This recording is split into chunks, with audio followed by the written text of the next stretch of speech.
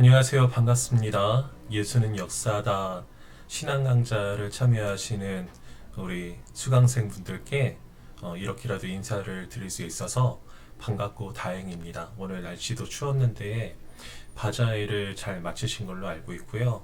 정말 고생 많이 하셨고 또 삶의 다른 자리에서도 추운 날씨에 건강해지지 않도록 따뜻하게 입고 다니시고 따뜻한 물 많이 자주 드시고 그렇게 건강을 잘 돌보시길 바라겠습니다. 오늘 강좌는 6번째 강좌예요. 6번째 강좌의 제목은 반증입니다. 반증이라는 것은 법률적인 용어로 상대편이 낸 그 주장, 그러니까 정황 증거가 정황상 맞지가 않는다 라고 그 증거를 부정하거나 부인하거나 그리고 그 증거가 아무런 근거가 없다라는 것에 대해서 밝히는 그런 작업을 반증이라고 이야기합니다. 이 반증에 대해서 이야기를 한다는 것은 예수님이 역사적으로 계셨고 신성과 인성을 가지고 계신 참 신이자 참 인간이신 하나님의 아들이시다 라는 이 부분에 대해서 부정을 하는 그런 분들이 있어서 그 사람들의 내는 그 주장에 대해서 그 주장이 옳지 않다는 것을 말을 하고자 하는 부분입니다. 일단 오타가 있는데 예수 세미나라는 세미나가 있었어요. 이 예수 세미나라는 게 일련의 학자들이 있어서 일단 그 학자들은 예수님의 신성에 대해서 인정을 하지 않고 예수님이 복음서에서 말씀하신 그 발언들에 대해서 상당히 믿지를 않습니다. 이따가도 설명을 하겠지만 그 발언이 대부분은 예수님과 관련되어 있는 발언, 예수님께서 하신 발언들이 대부분은 후대에 꾸며진 것이다 라고 생각을 하는 분들이에요. 그래서 이 분들끼리 이제 모여서 신약학자 14분 그리고 여러 나름대로의 자신이 전문가다라고 생각하시는 분들이 모여서 그 유리 구슬일까? 그 색깔이 있는 구슬로 투표를 했어요. 그래서 그 구슬이 굉장히 빨간색이면 빨간색은 이제 이 부분은 정말로 이제 하나님의 말씀이 예수님이 말씀하신 게 맞다. 그리고 분홍색은 뭐 그럴 수도 있다. 뭐 예를 들어서 검은색은 그렇지 않다. 라고 했을 때 이 예수 세미나에서 복음서 중에서 예수님이 진짜 말씀하신 거다라는 거는 2%밖에 없다. 그리고 예수님이 말씀하신 것이다 라고 하는 것 중에서 82%는 후대에 꾸며진 거짓이다 라는 그런 결과가 나왔단 말이죠. 그래서 이 분들이 그런 결과를 낸 것에 대해서 사회적으로도 굉장히 많은 이제 특히 신학계에서 예수님의 존재에 대한 의문이나 성경에 대한 의문들이 있었던 것을 확인을 해볼 수가 있습니다. 그러면 과연 그들의 주장이 옳은가? 그리고 우리가 신앙하는 이 예수님이 과연 옳은 분인가? 성경에서 복음서에서 증거하고 있는 예수님이 맞는가? 라는 것에 대해서 도전의 이 도전 속에서 우리는 우리의 신앙을 어떻게 지켜나가며 그렇다면 정말로 이들의 생각이 옳지 않다면 맞는 생각은 어떤 것인지에 대해서 우리가 알아보려고 합니다. 일단 이 예수 세미나라는 것에 대해서 제가 각주를 달아놨는데 이 예수 세미나는 이제 웨스터 연구소라는 곳에서 이제 지원을 받아서 이런 분들 로버트 펑크나 존 더미니크 크로산 이 크로산이라는 사람도 참 흥미로운 사람이에요. 이 크로산에 의해서 1985년에 설립된 200여 명에 달하는 연구 모임인데 성서 비평학이라는 것은 뭐냐면은 이 말씀을 성경을 이제 일련의 먼저 존재하고 있던 어떤 문서들이나 예를 들어서 예수님에 대해서 얘기를 하고 있으니까 예수님에 대한 말씀들을 사전에 존재하는 어떤 문서들에서 영향을 받아서 작성을 했다는 거죠. 이 도미닉 크로산 같은 경우는 이 사람 같은 경우는 뭐라고 얘기를 하냐면은 예수님에 대한 어떤 예를 들어서 마가복음에 있는 그 예수님에 대한 신성 이제 비밀 마가라는 그런 얘기가 있어요. 이따가 설명 중에 나오겠지만 마가복음에서는 이제 예수님이 내가 하나님의 아들이라는 것을 비밀로 해라. 그리고 내가 너를 낳게 한 것을 비밀로 하고 다른 사람들에게 알리지 말아라. 그렇게 이야기를 했는데 실제로 예수님께서 살아 계실 때에는 그런 기적을 행하신 게 아니다. 예를 들어서 병자를 고치셨어요. 병자를 고치신 게 진짜로 병을 고치신 게 아니고 병자들이 아파하고 낙담해하고 힘들어할 때 그들의 마음을 알아주시고 그들을 위로해 주시고 치료해 주셔서 그들의 마음을 고쳐주신 것이다. 그리고 귀신 들린 자에게 귀신을 쫓아주셨어요. 귀신을 쫓아주셨을 때 진짜로 귀신을 쫓아주신 게 아니라 그 사람들이 이제 정신병자거나 아니면 정신질환 아니면은 오늘날로 따지면은 공황장애 같은 것들 앓고 있었는데 그들의 마음을 알아주시는 상담이나 상담 심리학자처럼 마음을 알아주셔서 마음의 병을 치유해 주신 거다. 이런 식으로 이제 해석을 한단 말이죠. 그런 기적들에 대해서. 그리고 특히 이제 레기온이라고 하는 그 군대 귀신 들렸던 그 경우에도 그 군대 귀신들이 결국에 예수님께 청해서 돼지떼에게 들어가게 해달라고 해서 예수님이 허락하시니까 그 돼지떼에게 들어가서 돼지가 4,000마리가 불에 빠져 죽잖아요. 그게 이제 그 로마 군대들이 물에 빠져 다 죽는 것처럼 그렇게 그 일로 인해서 로마에서 해방되기를 원하는 그 당시 유대 사람들의 마음을 헤아려서 말하는 그런 비유다. 뭐 그런 나중에 꾸며낸 얘기다. 이런 식으로 이제 설명을 하는 사람이 이 니크로산입니다. 니크로산 같은 사람들이 하는 그 방법이 그리고 그러면은 예수님께서 생전에 계셨을 때에는 그런 기적은 없었는데 그 예수님에 대한 생애나 그 가르침에 대해서 적었는데 이제 나중에 기적은 사전에 존재하고 있던 다른 문서에 있는 그 어떤 사람들의 일련의 기적이나 유대 전승이나 뭐 옛날 얘기나 그런 것들에서 이제 베껴왔다는 거죠. 그런 게 이제 문서 비평이라고 얘기를 하는데 사전에 다른 문서가 있었다는 거예요. 다른 구전이나 그런 것들 중에서 편집이 됐다는 거예요. 성서가 그렇게 한 저자에 대해서 쭉 써진 게 아니고 그래서 마가복음도 사실은 쭉 쓸만한 내용들이 예수님의 생애가 있으나 다른 내용들을 덧붙여서 편집을 했다는 거죠. 그래서 그렇게 생각하는 사람들이 있으니 그 연구가 어떻겠습니까? 그리고 그 사람들이 이제 역사적 예수를 밝히겠다는 건데 자신들이 진짜 예수를 발견한다는 거예요. 복음서에 있는 예수는 가짜고 다 꾸며진 거니까 우리가 역사적인 예수를 한번 찾아보겠다 라고 얘기를 하고 그 활동 중에 한 가지가 그렇다면 복음서에서 우리가 찾아볼 수 있는 진짜 예수님의 측면은 어떤 게 있겠느냐 그런 생각을 해본 끝에 과연 우리가 그런 문서비평적인 그런 생각 속에서 성서에 기록되어 있는 특히 복음서에 기록되어 있는 예수님 말씀이나 예수님의 모습을 한번 찾아보면 얼마나 찾을 수 있을까? 라고 해서 찾아봤더니 자기들의 생각으로는 예수님의 말씀 중에 단 2%밖에 없다라는 그런 생각인 거죠. 근데 그렇다면 이 사람들의 생각대로 말하자면 복음서는 다 꾸며진 얘기고 진짜 역사적인 예수님을 드러내는 것이 아니겠죠. 그래서 자신들이 역사적 예수를 찾겠다는 건데 과연 그러한가에 대해서 이 예수 세미나의 반증을 하는 작업을 통해서 오늘 수업을 이어가려고 합니다. 예수 세미나는 그런데 예수 세미나의 학자들이 어떤 문제가 있죠? 대부분 소수의 극단적인 평양적 학자들. 어느 극단에 섰냐 하면 자유주의 신학에 대해서는 제가 언젠가 말씀을 드렸나요?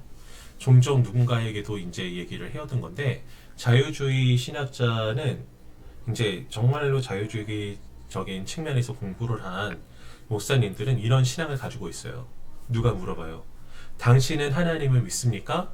라고 물어보면은 저는 신앙인으로서는 목사로서는 하나님을 믿습니다.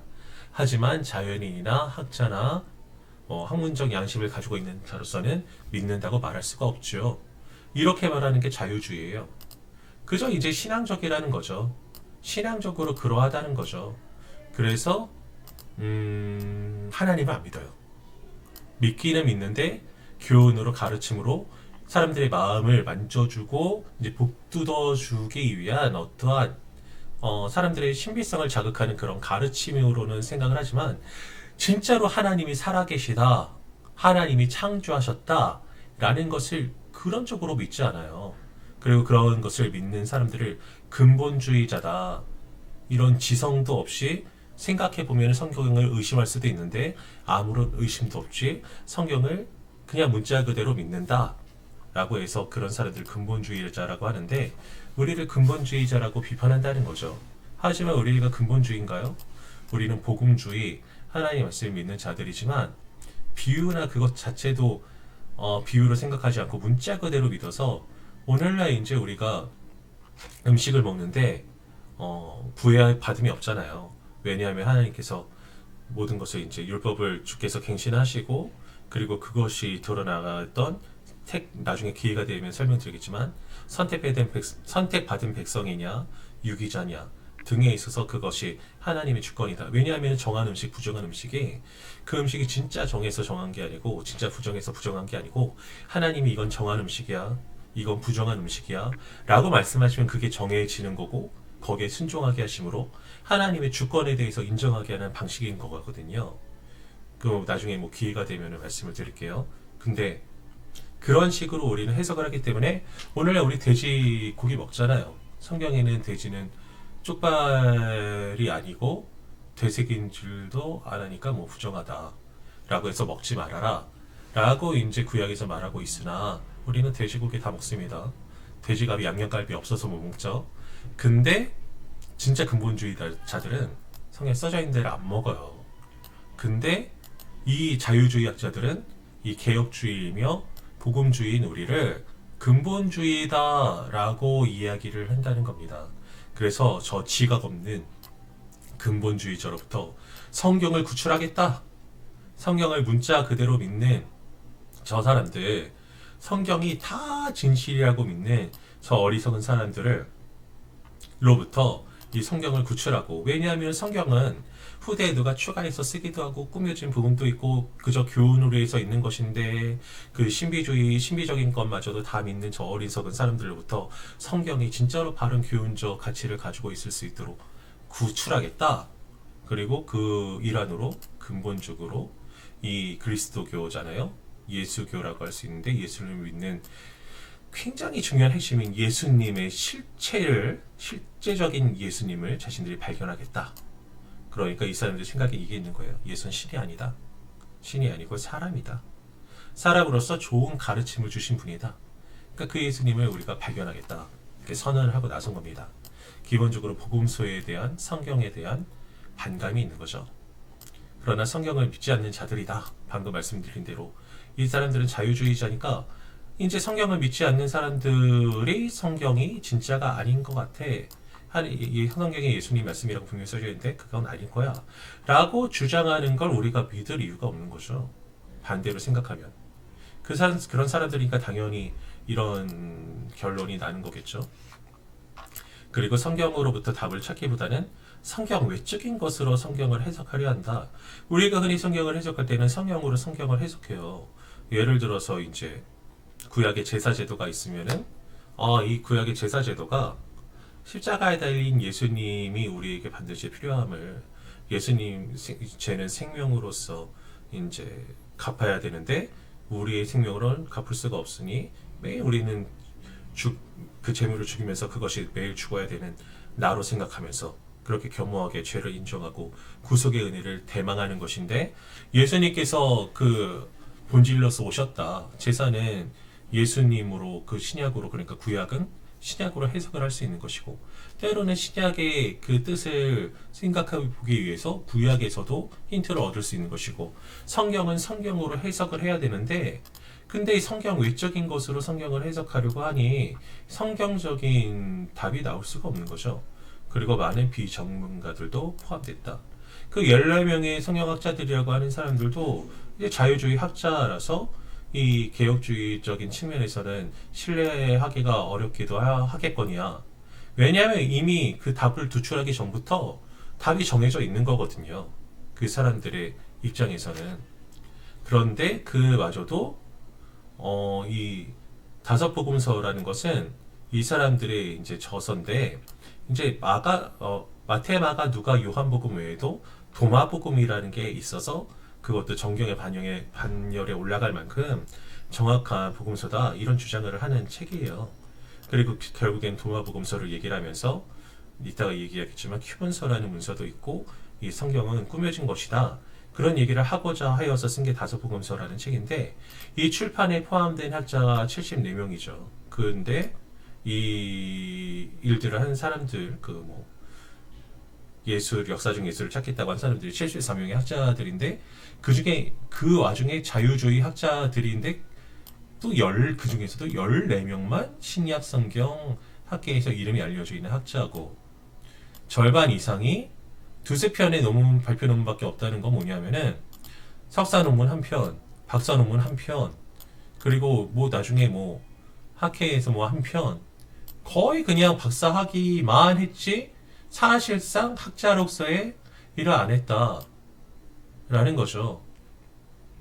그러니까 박사하면은 기본적으로 석사 논문, 박사 논문, 두 편의 논문이 있잖아요. 그걸로 끝이면은 인정받을 만 이름만 박사고 이름만 학자지 실질적인 어떤 연구 활동을 한 사람이 아닌 학자라는 의미입니다. 그리고 18명은 전혀 연구 논문 발표 실적이 없다. 라니까 그런 전문가도 아니다. 그나마 그쪽에서도 어떤 전문가가 아니다. 발표 논문을 했어도 몇 개 없다는 걸 겠거니와 그렇지도 않은 사람들도 있다. 라고 해서 정말로 이 사람들이 엘리트 집단이라고 할 수 있겠느냐? 그것 자체도 의문이 된다는 거죠. 예수 세미나는. 그러므로 당연히 편향성을 가질 수밖에 없고 그 결과는 예측 가능하죠. 자유주의 학자들이 그나마도 전문가들도 아니지만 자유주의 학자들이 결론을 냈으니 자유주의적인 즉 예수님의 신성을 부인하는 그런 결과가 나오는 건 너무 당연한 일이다 라고 할 수 있습니다. 그리고 그런 사람들이 무슨 녹음 중? 잠시 그 관리지사님이 오셔서 멈췄어요. 이 사람들이 편견 없이 연구를 하겠다고 모였는데 이 자유주의 쪽에 이제 굉장히 젖어 있는 사람들이기 때문에 그쪽으로 편향되어 있는 사람들이기 때문에 편견 없이 연구를 한다고 했지만 오히려 역으로 편견이 있는 사람들인 거죠. 우리 입장에서 당신들은 당연히 하나님 말씀을 하나님이 계시다고 믿고 또 그쪽으로 생각하니까 편향된 거 아니냐. 우리는 그런 편견이 없으니 편견이 없다. 편견은 사람들이 연구하기 때문에 더 주관적이고 객관적이다 라고 이야기를 하지만 근데 오히려 그 사람들은 하나님을 안 믿겠다고 하는 편견을 가지고 있기 때문에 그 기적을 부인하는 사람들이기 때문에 굉장히 이거를 객관적이라고 믿을 수 있는 결과가 있느냐? 당연히 아니라는 거죠. 그리고 이 사람들은 다중증명을 의심하고 문서설적인 해석을 합니다. 다중증명은 뭐죠? 이제 어떤 한 가지 사건에 대해서 A라는 사람이 증명하고 B라는 사람이 증명하고 C라는 사람이 증명했는데 같은 내용을 말하기도 하고 말하는 결이 같아. 그러면 이제 마태복음에서 예수님을 증명하고 누가복음에서 예수님을 증명하고 마가복음에서 예수님을 증명하면은 예수님이 원하시는 게 이런 거구나. 혹은 예수님이 진짜 계시고 예수님은 정말 하나님의 아들이시구나. 그런 생각을 할 수가 있었을 텐데 그런데 이 사람들이 그걸 의심하는 거예요. 왜냐? 마태복음과 누가복음은 마가복음에서 왔다는 거예요. 예를 들어서 마가복음이 시기적으로 제일 먼저 쓰여졌고 이 마가복음에서 마태복음은 80% 정도를 베꼈고 그리고 누가복음에서 마가복음에서 누가복음은 50% 정도를 베꼈다. 그럼 이 마태복음의 남은 부분들과 누가복음의 남은 부분들이면서 마태복음과 누가복음은 겹치고 마가복음은 겹치지 않는 그런 부분들이 있잖아요. 그럼 그런 부분들은 뭐냐라고 얘기했을 때 그거는 큐문서에서 마태복음과 누가복음의 내용을 베낀 거다. 그러니까 마태복음과 누가복음이 일치하는 부분은 큐문서에서 왔다.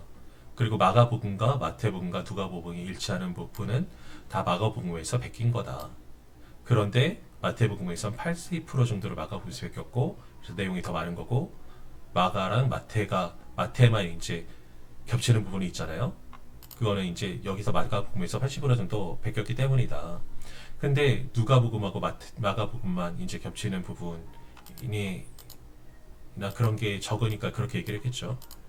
그리고 그 부분도 있겠지만 그런 거 무시하고 이제 마가복음에서 50% 정도 베꼈다. 그렇게 얘기를 하고 있는 것이며, 누가복음하고 마태복음만 겹치는 부분은 가상의 큐문서에서 베꼈다. 근데 큐문서가 웃긴 게 뭐냐면은 발견된 적이 없어요. 발견된 적이 없고 이런 건 큐문서에서 인용했다 라고만 하지 실제적으로 이 큐문서를 본 사람이 없습니다. 지구상에. 그런데 아마도 큐문서가 있을 것이다 라고 해서 가상의 큐문서인 거죠. 큐문서에 실체는 없는데 큐문서가 있기 때문에 큐문서에서 마태복음과 누가복음에 마가복음에서 베끼지 않은 부분들을 베꼈다 라고 이야기를 하는 겁니다. 그리고 도마복음이라는 복음서가 있는데 이 도마복음이라는 거는 한 2세기 정도에 써졌을 거라고 많은 사람들이 얘기를 해요. 근데 이 사람들은 아니다. 도마복음이 마가복음보다도 먼저 쓰여졌다 라고 얘기를 합니다. 되게 학문적으로 원저는 간단하고 단순하고 그리고 그 이후에 살이 붙은 내용들이 이제 더 내용이 풍성해지고 풍부해진다 라는 이제 생각을 하는 부분들이 있어요. 근데 도마복음은 굉장히 간단 면류하게 써져 있는 편이거든요. 그런데 이제 다른 복음서들에서도 이제 겹치는 내용들도 많이 있습니다. 그렇기 때문에 이제 이 도마복음이 간단하니까 아마 도마복음이 먼저 있었을 거다 라고 그렇게 얘기를 하고 있는 거죠. 그런데 생각해 보면은 다르게 밝혀보면은 도마복음에 대한 그 발견이나 그리고 그 저술이 어떻게 되는지에 대해서 생각해 보면은 발견을 통해서 한 2세기 정도라고 생각해 보면 2세기는 벌써 이제 예수님 제자들이 이제 복음서 썼을 때가 1세기 안쪽이니까 1세기니까 벌써 많은 시간이 지난 뒤에 후에 쓰여졌음을 많은 학자들이 생각함에도 불구하고 그 표현에 있어서 1세기의 표현이 있다라는 이유로 그렇게 생각하는 거죠. 그러면은 이 사람들이 정말로 자신들의 생각이 우리는 편견이 없다 라고 이야기를 하지만 다른 많은 학자들이 도마복음은 복음서보다 훨씬 늦게 쓰여졌다라고 얘기하는데 아니야. 도마복음이 먼저 쓰여졌어 라고 얘기를 하는 거. 왜? 이 복음서들을 부정하려고. 그래서 오히려 도마복음에 대한 편향적 근거에 대한 확신을 가지고 있는 이상한 사람들이다. 그래서 문사설적인 해석이라는 것은 이런 문서 편집이 있었다. 가상의 큐문서까지 발견된 적도 없는 가상의 큐문서까지 동원하면서 이 마태복음과 누가복음은 그저 편집본일 뿐이다 라고 그렇게 이야기를 하고, 심지어 마가복음에 있는 예수님의 신성에 대한 기적들에 대한 부분들은 다 전승에 의해서 사전에 있던 어떤 문서가 있어서 쓰여진 것이다 라고 철저하게 복음서의 존재 자체와 그리고 복음서에 쓰여져 있는 예수님의 신성에 대해서, 복음서의 정통성에 대해서 부정하는 그런 자세를 취하고 있습니다. 그런데 말 그대로 그 부분들이 과연 말이 되는가? 그리고 이제 예수 세미나에서는 예수님을 일반화시킨다.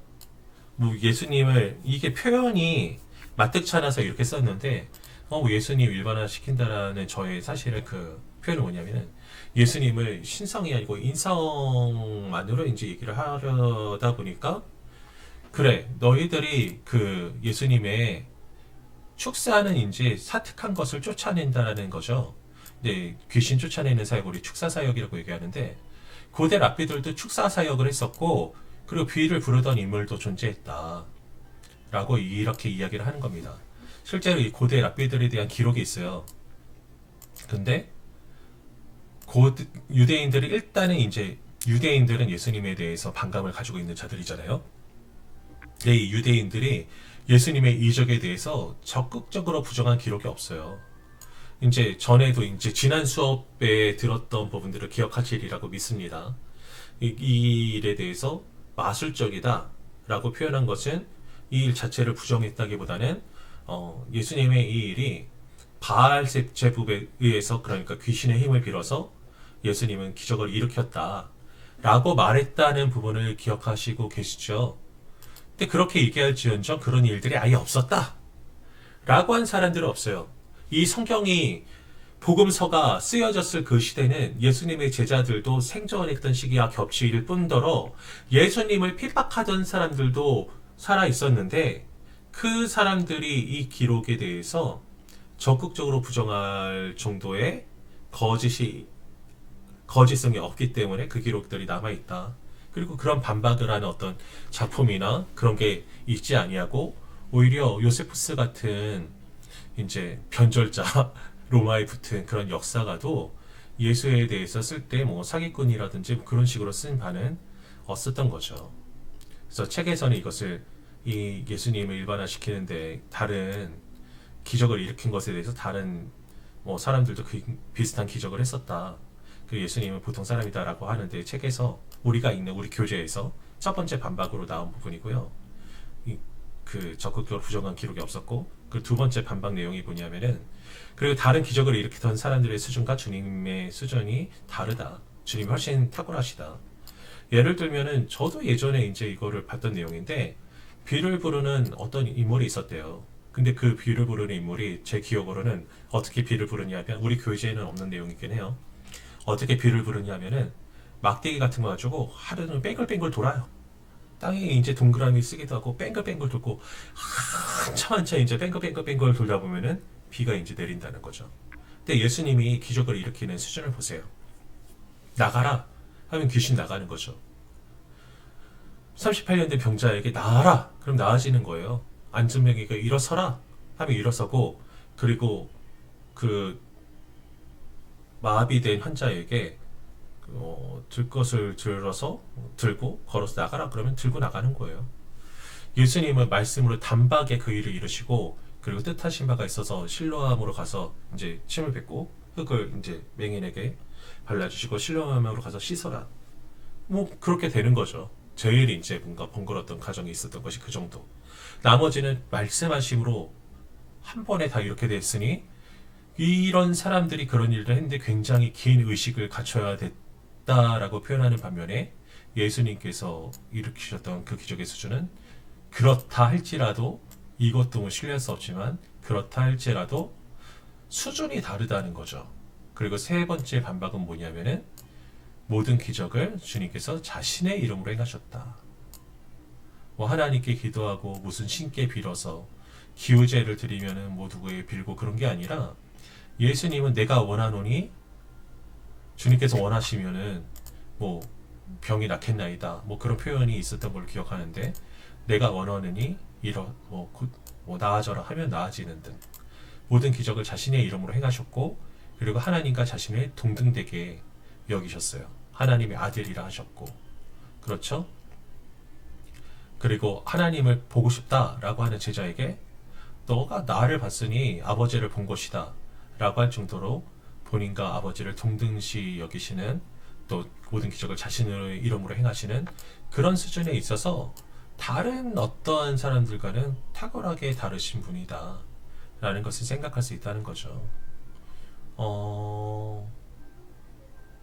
이런 부분들은 이제 읽어보시면 좋고요. 그 예수 세미나나 이제 자유주의자들에 대해서 이야기를 한 거죠. 어떤 신적 존재나 신비도 믿지 않기 때문에 하나님은 엄밀히 말하면 하나님 믿지 않습니다. 자유주의자들은.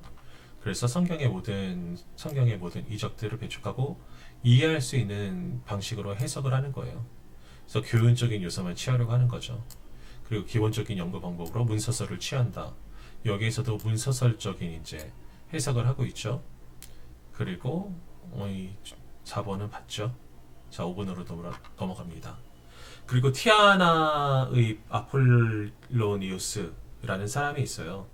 이 사람하고 예수님을 비교하는 장면이 있습니다. 이 사람은 어떤 사람이냐면은 로마 시대의 철학자이자 마술사, 심령술사, 그리고 당시에 굉장히 인기가 많았다고 해요. 그래서 어떤 여왕이 그 사람의 전기를 써달라고 의뢰할 정도로 굉장히 인기가 많았고, 그리고 그 사람의 전기가 불티나듯이 팔렸답니다. 굉장히 인기가 많아서. 로마 1세기의 철학자이자 마법사다. 마법사라고 하는 것은 초자연적인 능력을 이제 일으켰다더라. 그런 얘기가 굉장히 많은 사람이에요. 심지어는 어떤 일도 있었냐면은 자기 제자가 결혼한대요. 결혼하니까 오라고 했겠죠. 해서 봤더니 굉장히 아름다운 여인이 호화찬란한 집에서 굉장히 많은 음식들을 차려놓고 이제 대접을 하는데 이 아폴로니우스가 딱 보니까 이게 환상인 거죠. 환각술인 거죠. 그래서 환각술이라서 그 환각을 딱 깨고서 그 신부한테 가서 너 도대체 뭐냐? 라고 했더니 이제 악마인 거예요. 악마라서 내가 사실은 이 당신 제자랑 결혼해서 전기도 쪽쪽 빨고 구미호처럼 나중에 잡아먹으려고 했다. 내가 잘못했으니 용서해달라. 이 환각을 깨지 말아달라. 라고 눈물을 흘리면서 호소하는데 그 신통력으로 딱 보니까 눈물을 흘리면서 호소하는 모습조차도 환각이었다. 그래서 환각을 딱 깨니까 그 음식들도 없어지고 신부도 없어지고 사람들이 이게 어떻게 된 일이냐? 라고 했을 때 이 사람이 설명해 줬다. 라는 그런 얘기가 있어요. 그리고 이제 이 아폴로니우스가 인기가 많아지니까 네로가 불렀대요. 네로가 불러서 갔는데 자세히 기억은 안 나는데 어떤 기적을 일으켜봐라. 그럼 뭘 맞춰봐라. 했대요. 그래서 뭐 기적을 일으키고 어떤 사실을 맞추니까 만약에 못 맞추면은 너는 거짓말쟁이니까 널 죽이겠다 했는데 맞춰서 이제 돌아갔죠. 돌아가는데 제자들이 선생님이 네로의 시험을 통과했으니 네로가 이제 선생님이 괴롭히지 않겠군요.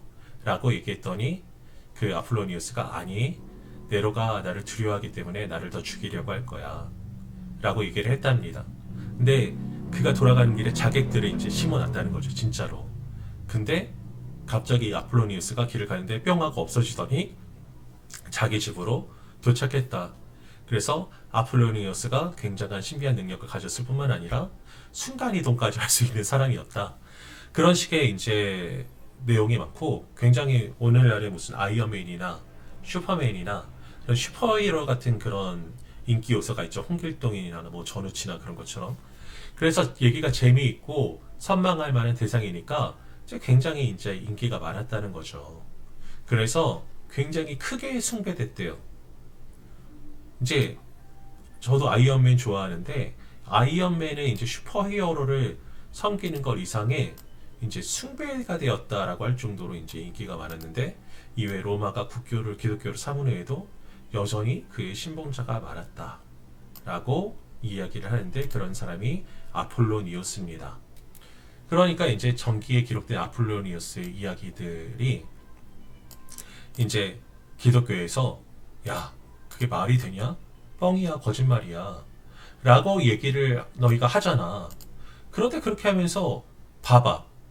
너네가 보기에도 이 아폴로니우스가 행한 여러 가지 신비한 일들이 거짓이지? 근데 왜 예수의 신비한 이야기만 진실이라고 넌 얘기해? 너희가 합리적으로 생각해서 아폴로니우스의 신비가 거짓이라고 이야기를 할 지각이 있다면은 예수의 신비와 기적도 거짓이라고 이야기할 수 있어야 되는 거 아니야? 라는 의문을 제기했다는 거죠. 그리고 그 사람들 이제 예수 세미나의 이제 입장에서는 흔히 당대의 놀라운 사람으로 교회가 이 아폴로니우스를 예수님의 경쟁자로 여겨서 교회가 그를 배척했다. 그리고 그런 경쟁 의식에 나중에 이제 이 이야기를 먼저 듣고 이런 아폴로니우스의 기적이 이제 유행이 돼서 인정을 받고 인기가 많아지니까 그래? 우리 예수님도 이것도 하셨어. 라는 식으로 그리스도에 대한 기적도 나중에 이야기를 넣었다. 라고 하는 사람들도 있다는 거죠. 근데 한번 생각해 보면은 아폴로니우스라는 사람도 진짜로 있었어요. 근데 이 아폴로니우스라는 말도 이 사람의 이제 진짜 이름은 잘 모르겠는데 이 아폴로니우스라는 게 아폴론 신으로부터 지혜를 얻었다 그런 의미거든요. 그러니까 아폴로니우스라는 사람이 예전에 있기는 정말로 있었는데 그 전기가 그의 생전 이후 1세기 반, 즉 150년 이후에 쓰였다는 거죠. 그래서 이제 그 기적들이나 그런 것들이 150년 이후에 쓰였다. 물론 사전에 우리가 이 정도면은 진리로 진실로 받아들여질 수 있다 라고 한 기간이기는 한데 근데 복음서가 쓰여진 시점하고는 이제 비교가 안 된다는 거죠. 이 생전 사후에 이제 150년 후에 쓰여진 일인데 근데 복음서는 예수님 사후 뭐 30년, 50년, 70년 그때 쓰여졌으니 예수님을 아는 이들이 아직 많이 있을 때 쓰였다는 거죠. 그러니까 단순하게 문서의 정확성에 대해서만 이야기를 해도 복음서가 우선한다는 거죠. 그래서 이 전기를 부정한다고 복음서를 부정하지 못한다는 거는 다른 걸 다 제쳐두고라도 좀 말이 맞지가 않는 거죠. 그리고 전기와 복음서는 각각의 제작 분기에도 차이가 있어요. 전개는 이 아폴로니우스의 이야기가 굉장히 인기가 많으니까 오늘날도 웹툰이 인기가 많으면은 이제 영화화해서 대박 치잖아요. 혹시 무빙이라는 그 디즈니 플러스에서 나오는 드라마 보셨어요? 저는 봤는데 굉장히 인기가 많아요. 그게 강풀이라는 사람의 웹툰 원작을 드라마화한 건데 어, 뭐랄까요? 그런 거죠. 인기가 많으니까 영화화가 된 거죠. 그런 것처럼 인기가 있는 이야기를 전기로 쓴 겁니다. 왜? 인기가 많으니까. 왜 드라마를 하고 영화를 해요? 돈이 많이 벌릴 거니까. 사람들이 많이 볼 거니까 하죠. 이 아폴로니우스의 이야기도 사람들이 많이 볼 거니까, 책으로 볼 거니까, 돈이 되니까 전기화 한 거예요. 그렇게 큰 수익을 실제로도 볼 수 있었고, 본 반면에, 근데 예수 그리스도의 이야기, 복음서는 돈 받고 판 게 아니거든요.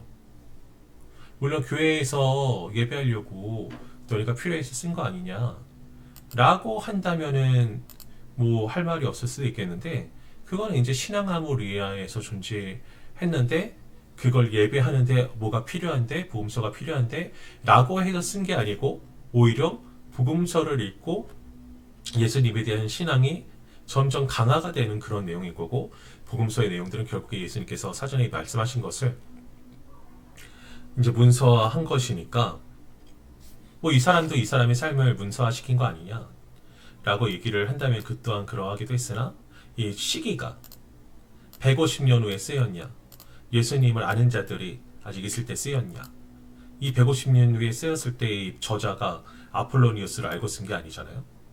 이랬다더라 라는 뭐 설화 같은 전해지는 얘기를 가지고 쓴 건데 이 복음서는 예수님 아는 사람들이 이랬다더라가 아니고 이러셨어 이랬어 내가 봤어 라고 한 것을 쓴 거니까 그 수준의 차이 그리고 이 동기의 차이 분명히 차이가 있다는 거죠.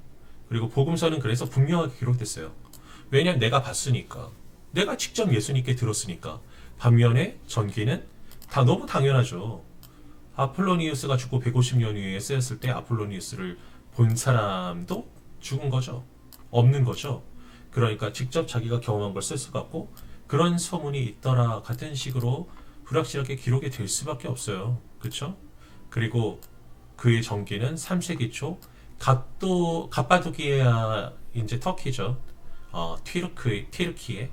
티르키예죠. 갑바도기아에서 기록됐는데 당시에 이제 갑바도기아는 7교회가 있던 지역 중에 하나죠. 그래서 초대교회가 발생 3세기 초면에 1세기부터 발생해서 굉장히 오래 자리 잡았을 때예요. 근데 누가 모방을 해요? 3세기면 이미 교회가 강성하고 또 성경도 다 제작이 됐을 텐데 그때 모방을 한 내용이 들어갔더니 누가 누구를 모방했겠습니까?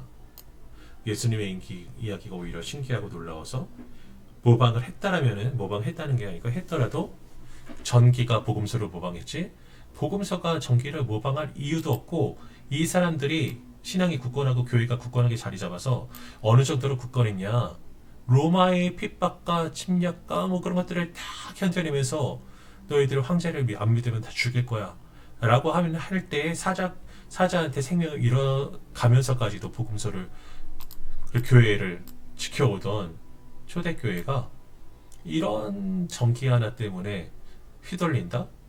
뭐 그렇게 신경 쓸 이유가 전혀 없는 상황인데 왜 모방을 하겠습니까? 그래서 그건 말이 안 된다. 그리고 이런 주장이 있어요. 예수 세미나에서 예수의 희생과 부활은 고대 신비 종교에서 온 거다. 이 조로아스터교라는 걸 혹시 아세요? 조로아스터교?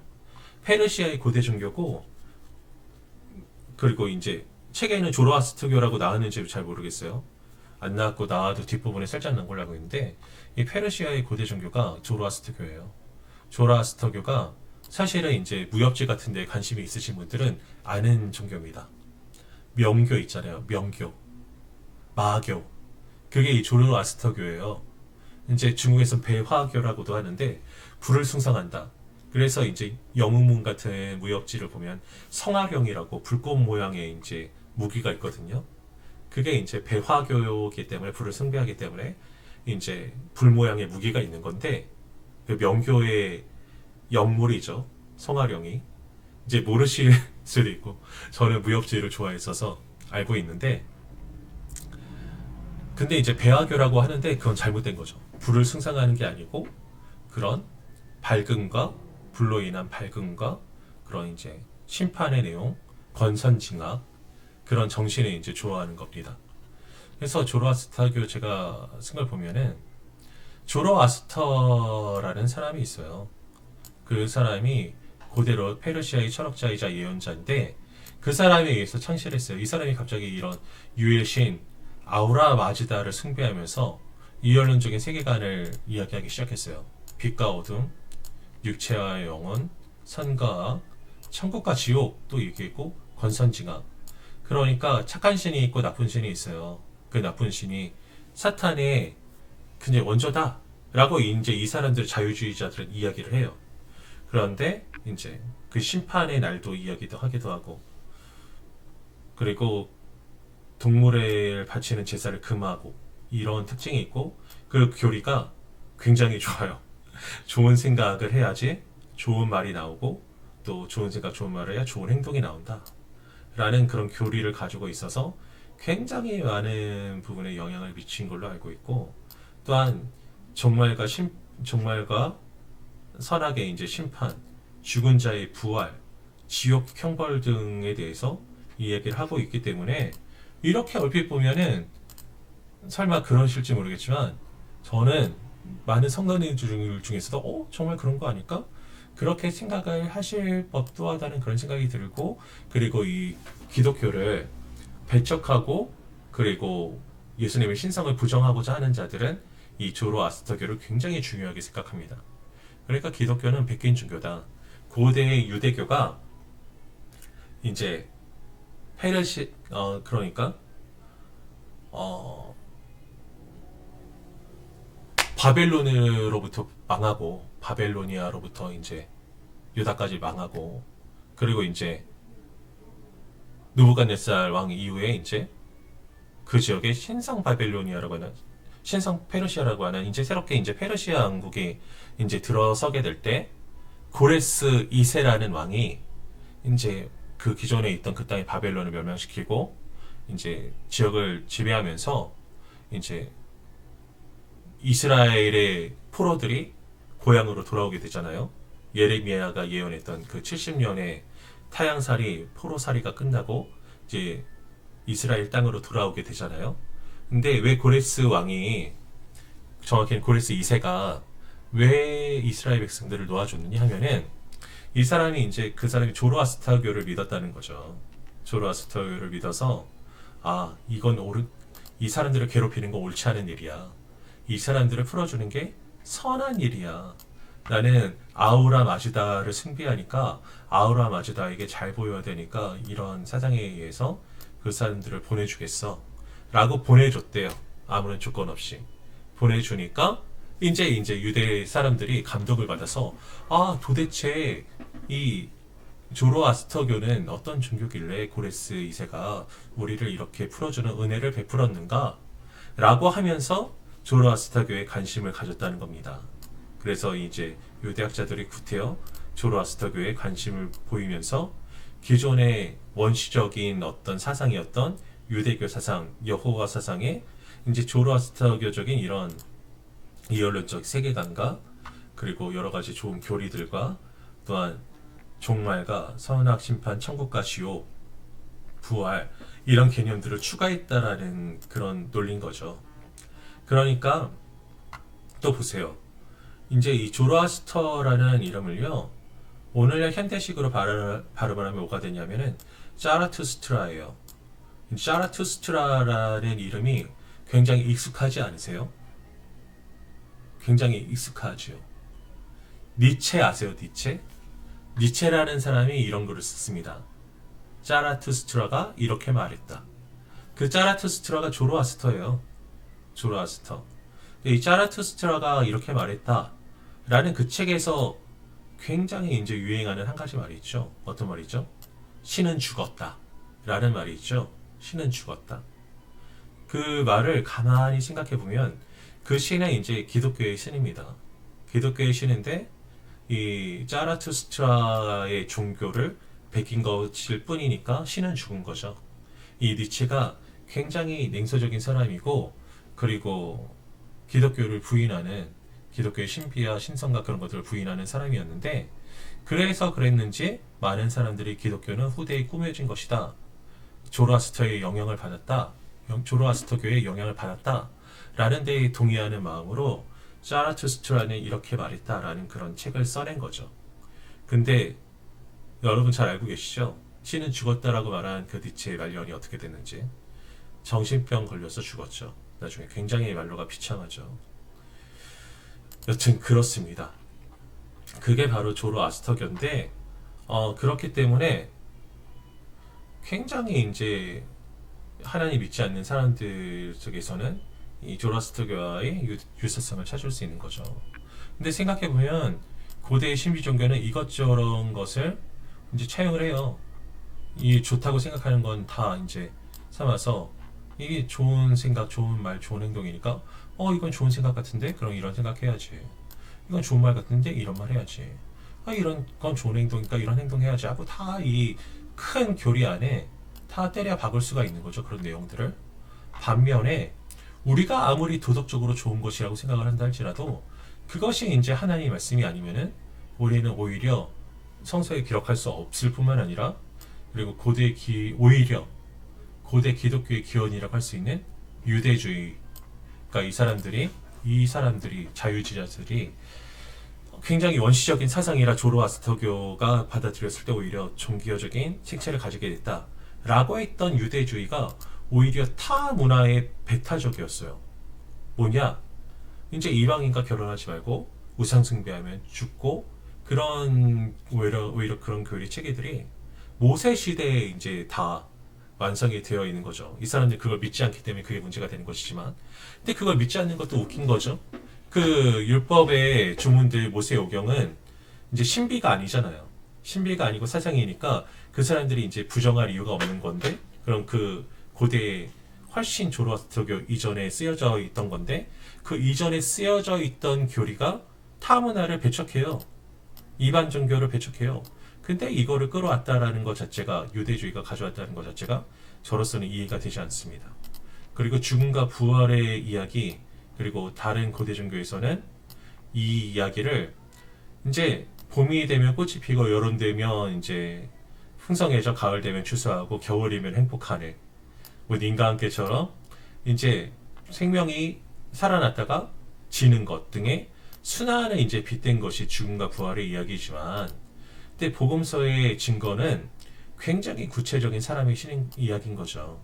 즉 예수님의 일생에 대해서, 그리고 예수님이 십자가 사역으로 어떻게 주셨고 어떻게 부활하셨는지에 대해서 예수님을 놓고 구체적으로 이야기하는 것이기 때문에 이 고대 종교의 이런 죽음과 부활 관련된 사상과는 굉장히 큰 차이가 있다. 그리고 성례 등이 이제 영향을 받았다는 주장이 있어요. 근데 그 의미가 이 굉장히 구체적인 사람의 이야기를 이제 보이는 복음으로 행하는 것이니까, 예수님의 우리 내일 성찬도 하겠지만 성찬의 의미가 뭡니까? 예수님의 몸과 피를 먹고 마신다는 것은 예수님께서 음식을 먹고 우리가 마시면 살아나는 것처럼 예수님을 먹으면 산다. 즉 예수님께서 주신 생명으로 우린 산다라는 의미거든요. 예수님의 십자가 사역이 우리를 살린다라는 그것에 대한 보이는 복음인 거죠. 그것에 대한 상징이며 보이는 복음이고, 그래서 성례를 은혜의 방편이라고 이야기를 합니다. 그런데 그런 의미가 있는 것인데 전혀 상관이 없잖아요. 근데 그 구체적인 의미를 생각할 때 너무한 주장이다 라고 할 수 있는 거죠. 물론 굉장히 이제 유혹적이에요. 조로아스터교가 좋아 보여요. 하지만 이해가 되지 않는 부분이 분명하게 있고 시계적으로도 말도 안 된다 라는 겁니다. 자, 비밀복음서와 말하는 십자가, 이런 부분이 있죠. 이 도마복음이라는 게 있어요. 도마복음은 이제 2세기 정도에 쓰여졌지만 앞서 말씀드린 것처럼 이 사람들은 1세기에 도마복음이 쓰여졌다라고 주장을 해요. 뭐 그거는 그렇다고 쳐요. 물론 그렇다고 쳐서 되는 부분이 아니지만, 말도 안 되는 부분이지만, 그런데 이 도마복음의 내용 중에 굉장히 이제 받아들일 수가 없는 부분들이 있어요. 뭐냐 하면은 이런 부분들. 사람이 구원을 받는데, 이제 남자들은 이제 구원을 받는데 여자들이 구원받기 위해서 어떻게 해야 되느냐? 여자가 믿음으로 남자가 되면 구원받을 수가 있다 라는 구절이 있습니다. 이 부분은 말도 안 될 뿐더러 굉장히 영지주의적인 사고관이거든요. 뭐냐? 육체는 일단 이제 좋지 않은 거예요. 영지주의 입장에서는. 그래서 영지주의의 목표는 뭐냐면은 타락한 육체에서 벗어나 구원받는 게 그들의 목표입니다. 그래서 육체는 어차피 타락했기 때문에 쾌락주의, 먹고 마시고 좋은 대로 살아라. 상관없어. 이 육체를 벗으면 그뿐이야. 이런 생각까지로도 이제 가요. 그래서 이 영지주의자들에게 있어서 하나님은 이 하늘과 땅 창조한 창조주 하나님은 하급신이에요. 왜냐하면은 저급한 보이는 피상적인 물질 세계를 만들었기 때문에. 그래서 상급신이 그 물질 세계를 깨부수고 굉장히 이데아의 세계, 영적인 세계로 사람들을 다 끌어올려주는 그런 구원을 이룬다. 그게 이제 영지주의적인 생각이거든요. 근데 그 사람들이 생각하기에 이제 육체도 저급한 건데 남자보다, 죄송합니다, 그 사람들의 생각이니까, 남자보다 저급한 여자는 더 저급한 거예요. 그러니까 육체로서 구원을 얻으려면은 적어도 남자여야 된다. 그러니까 좀 낮고 천한 여자가 이제 상급 가치가 있는 남자로 변해야지 구원받는다. 뭐 이런 생각은 영지주의로부터 영향을 받은 생각이라고 볼 수 있는 거죠. 그렇기 때문에 이 도마복음은 이단 사상에 물들었다. 그리고 영지주의 시기를 보아하니 복음서 훨씬 뒤다 라는 것을 이제 생각을 해볼 수가 있는 겁니다. 그리고 그 사장 자체로도 받아들일 수가 없는 거고요. 비밀마가는 아까 제가 말씀드렸던, 왜 자꾸 마가복음에서는 이제 예수님이 신성을 비밀로 하느냐? 그거는 이제 예수님이 사실은 신성이 있는 부분이 아닌데, 기적을 일으킨 부분이 아닌데, 없는데 이후에 그 신성에 대해서 편집한 거다, 추가한 거다. 왜? 예를 들어서 아폴로니우스나 아니면 조로아스터교 보고 부러우니까, 뭐 조로아스터교는 이제 구약의 일이지만 보고 부러우니까 추가한 거다. 뭐 이런 식으로 얘기를 하는 거죠. 아니면은 어떤 문서가 있어서 그 문서에 영향을 받아서 그 예수님의 기적 같은 거를 추가한 거다. 그게 비밀마가고, 십자가 복음은 십자가 굉장히 이제 엉뚱생뚱한 내용이 있는데 책에 그냥 언급된 내용 정도로 말씀을 드리자면, 저도 뭐 자세히는 모르겠어요. 뭐 이런 기술을 하고 있죠. 예수님이 부활 승천하실 때 굉장히 몸집이 커지셨다. 왜냐하면 예수님 올라가실 때 사람들 많이 봐야 되니까. 그래서 이제 예수님이 올라가시고 볼 수 있었다. 그리고 예수님이 부활하셨을 때 무덤에서 십자가도 같이 걸어놔서 말했다. 뭐 이런 이상한 얘기를 해요. 받아들일 수가 없는 거죠. 그리고 그러니까 이제 예수님 부활까지 싸잡아서 이제 엉뚱생뚱한 얘기다, 말이 되냐? 막 이러는 거죠. 그리고 큐문서는 아까 말씀드렸던 것처럼 이제 마가복음, 마태복음과 누가복음은 마가복음을 보고 베낀 건데, 근데 마가복음을 보고 베꼈는데 마가복음에는 없고 마태복음과 누가복음에만 있는 내용이 있어요. 그거는 큐문서라는 문서가 있어서 그걸 보고 베낀 거다 라는 생각인데, 큐문서는 아까 말씀드린 것처럼 발견된 적이 없습니다. 가상의 문서인 거죠. 아마 그러지 않을까 라는 실체가 없는 문서들이에요. 그리고 앞서 말씀드린 것처럼 사실 내용들도 말도 안 되죠. 그렇다면 역사적 예수와 신앙적 예수는 차이가 있는가? 뭐냐면은 그 자유주의자들의 말에서처럼 예수님은 그냥 계셨지만 사람들이 과장하고 와전시킨 분이지 실제적인 역사적 예수는 다른가 하면 우리는 이렇게 얘기할 수 있죠. 예수님의 신앙적 예수가 역사적 예수시다. 예수님은 기적도 일으키셨고 하나님의 아들이시다. 그걸 우리는 복음서로 이야기를 할 수가 있습니다. 그 차이는 없었다라고 얘기를 할 수 있는 거죠. 그래서 예수 세미나는 어떤 의미가 있는가? 예수 세미나는 이제 그래도 의미가 있죠. 이 세상 사람들이 예수님 얼마나 부인하고 싶어 하는지, 그리고 그들의 나름의 논리들이 얼마나 사실은 엉뚱하고 말이 안 되며 세상 사람들이 예수님을 배척하고 믿지 않으려는 정도가 어느 정도인지를 알 수 있겠다라는 그런 의미 정도는 있다고 할 수 있겠습니다. 오늘 뭐 이렇게 강의를 마치게 되니 굉장히 생각보다 빠르게 끝냈다고 해야 될까요? 아니면 길다고 해야 될까요? 일단 질문을 받을 수가 없으니까 좀 안타깝긴 한데, 보시고 질문하실 사항들이 있다면 톡으로 자유롭게 알려드리고요. 그리고 이 영상이 생각보다 크기 때문에 톡으로 올라갈 수 없다면 제 유튜브 계정으로 올려서 링크를 공유하다가 일정 시간이 지나면은 그 영상을 유튜브에서 지우선지 하도록 하겠습니다.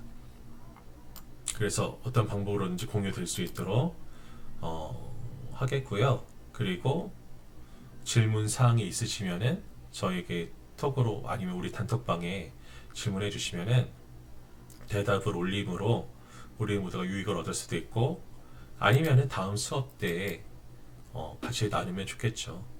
다음 수업은 7가가 되겠죠. 7가는 이제 파트 2로 분석에 들어갑니다. 그래서 예수 분석, 그래서 정체 근거라는 부분이 있는데, 오늘 공부를 했으니 6가 반증이라는 부분도 읽어보시고 오늘 수업이 그 읽어가시는데 도움이 될 수 있게 바랍니다. 함께 해주셔서 시청해 주셔서 감사하고요. 다음에 또 뵙도록 하겠습니다. 감사합니다.